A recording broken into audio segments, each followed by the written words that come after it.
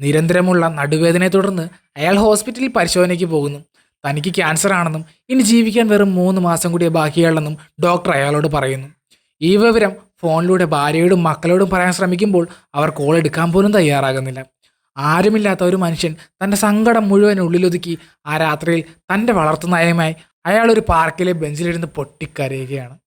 ഈ സമയം ഇനിയു യാഷിക്കിയുടെ കുറച്ച് അകലായി ഹിറോ ഷിഷിഗാമി എന്ന പേരുള്ള ഒരു ഹൈസ്കൂൾ വിദ്യാർത്ഥിയെ നിൽക്കുന്നുണ്ടായിരുന്നു. പെട്ടെന്നാണ് ആകാശത്തു നിന്നും കണ്ണഞ്ചിപ്പിക്കുന്ന ഒരു പ്രകാശം അവർക്ക് നേരെ വരുന്നത്. ഒരു ഏലിയൻ സ്പേസ് ഷിപ്പ് ആ പാർക്കിലേക്ക് ക്രാഷ് ലാൻഡ് ചെയ്യുകയാണ്.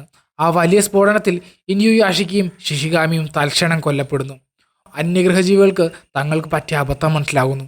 ഇവിടെ പ്രശ്നങ്ങൾ ഉണ്ടാകാതിരിക്കാൻ അവർ ആ 2 മനുഷ്യരുടെയും തങ്ങളുടെ സാങ്കേതിക വിദ്യ ഉപയോഗിച്ച് പുനർനിർമ്മിക്കുകയാണ്.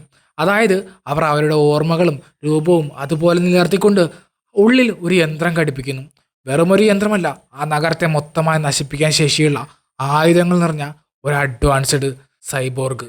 പിറ്റേന്ന് രാവിലെ ഉണരുന്ന ഇനുയാഷിക്ക് തനിക്ക് എന്തോ സംഭവിച്ചു എന്ന് മനസ്സിലാക്കുന്നു.